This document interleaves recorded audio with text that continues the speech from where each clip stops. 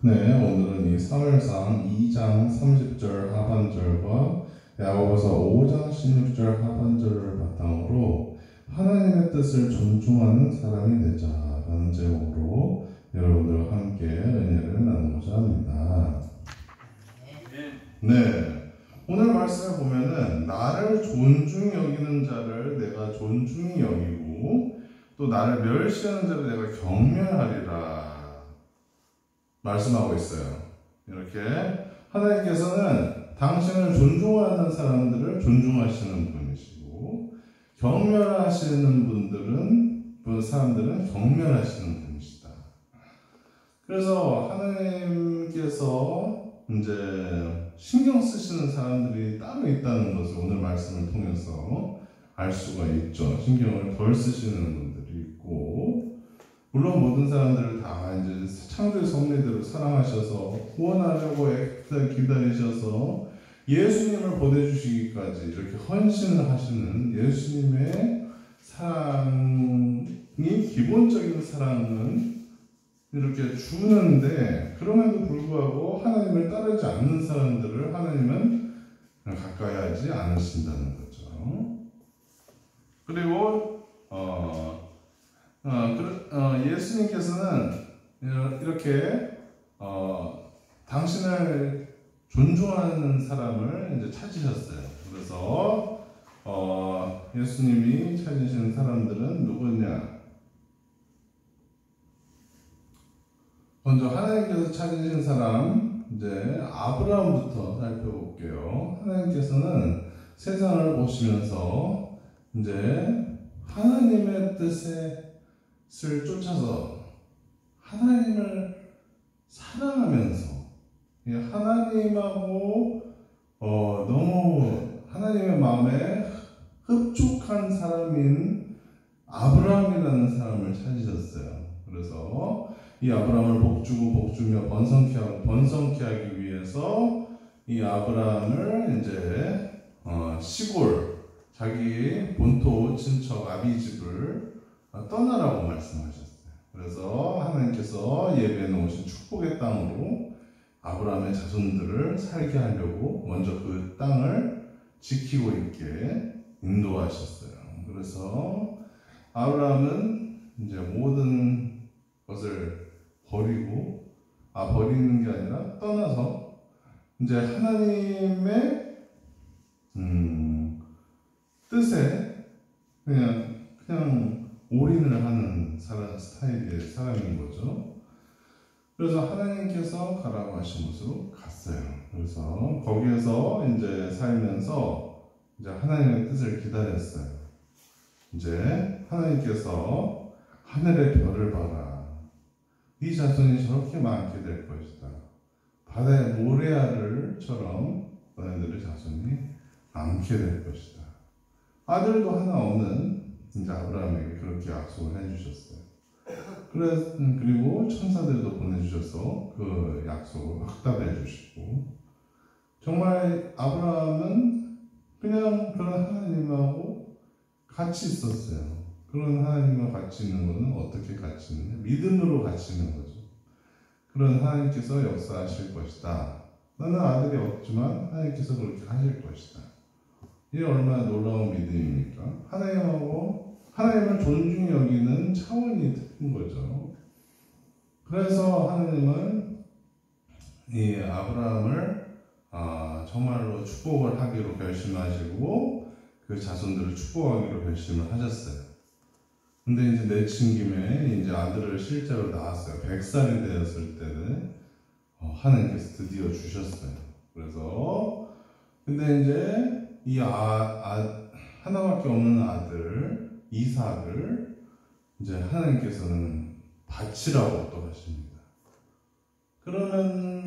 그래서 이제 이 아브라함은 이제 3일 길을 이제 아들 이삭과 걸으면서 아들은 이제 묻죠. 근데 제사할 것들을 자주 준비해서 가는데 양은 어디 있냐? 그러니까 하나님께서 준비하실 것이다. 그러고 가가지고 이제 아들을 묶어가지고 제단 위에 놓고 이제 바치려고 했어요.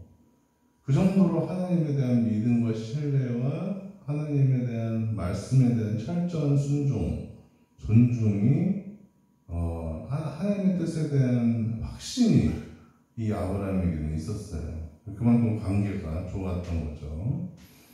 그렇기 때문에 아브라함이 아들을 죽여도 하나님께서 다시 살리실 거다. 그런 믿음이 있었을 거예요. 그런 믿음이 있었다고 성경은 말하고 있어요. 그래서 정말로 하나님께서 어떤 일을 하실지 모르는 상황에서 아브라함은 하나님과 함께 있는 편을 택했어요. 자기 아들보다도 더. 그러니까 하나님께서는 이 아브라함의 자손을 통해서 하나님 자신도 하나밖에 없는 아들을 우리를 위해서 죽으시기까지 하신 예수님을 이제 보내주기로 그렇게 계획을 세우셨어요. 그래서 하나님도 하나님 자신이자 하나님의 하나밖에 없는 아들, 굉장히 소중한 그런 아들의 목숨을 모든 것이죠. 모든 것을 다 바쳐서 나는 너희들을 구원하고 싶다. 죄로부터 너희들이 심판받기를 원하지 않는다. 나는 너희들과 평생을 천국에서 살고 싶다. 나의 뜻대로 이제 회개하고 돌아와라. 이렇게 콜링을 하시는 거죠. 예수님을 통해서. 그러면은 이제 그런 하나님의 뜻을 우리가 깨달아 알아서 그분의 뜻을 존중하면서 우리가 살아갈 수도 있고, 아니면은 그 뜻을 별로 중요하게 생각하지 않을 수도 있단 말이에요. 그런 우리가 신적인 권한이 하나님의 형상으로 지음받은 사람들에게는 안타깝게도 이제 있어가지고, 근데 그게 좋은 거죠. 이제 왜냐면 이제 그런 선택을 한다는 게 귀한 거가 돼버리니까, 그런 귀한 사람들은 하나님께서 귀하게 생각해 주시고, 그런 선택을 하지 않는 사람들에게는 하나님께서 귀하게 생각을 해줄 수가 없는 거죠. 안타깝게도. 그래서 하나님께서는 이렇게 이스라엘 역사를 통해서도 보면은 하나님을 정말 존중히 여기는 사람, 다윗과 같은 사람들, 그런 사람들에게는 정말 하나님께서 사랑과 애정과 축복과 함께 하심을 보여줬지만은 하나님과 하나님의 뜻을 중요하게 여기지 않는 사람들, 사울과 같은 그런 사람들, 그리고 이제 수많은 이스라엘 백성들 망해갈 때 이제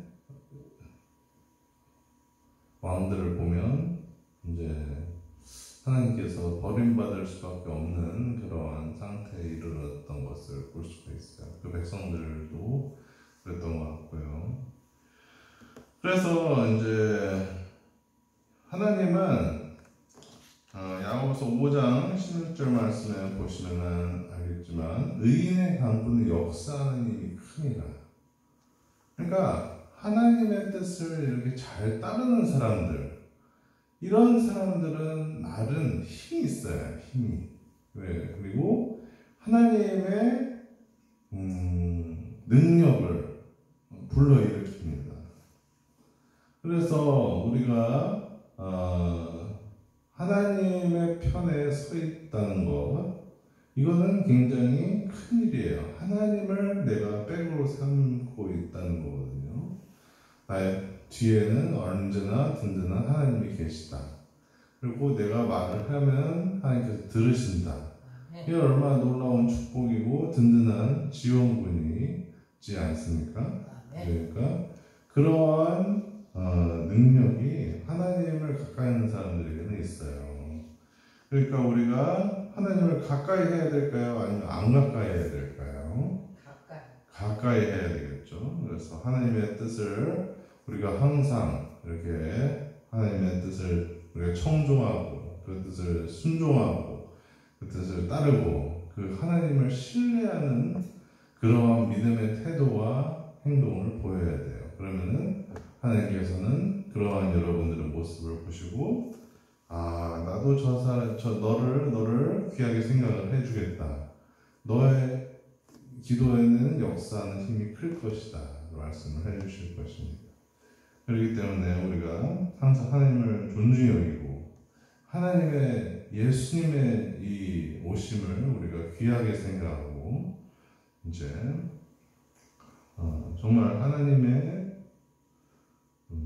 뜻을 우리가 항상 청종하기를 기뻐하고 우리가 그분의 말씀을 순종하는 삶을 살아갈 때 그 말씀에 우리가 씨앗이 우리의 마음 가운데서 풍성하게 열매 맺어서 정말로 많은 열매들이 성령의 열매들이 맺어지는 그런 놀라운 역사가 우리의 삶 가운데서 넘쳐나게 되기를 예수님 이름으로 축원드립니다.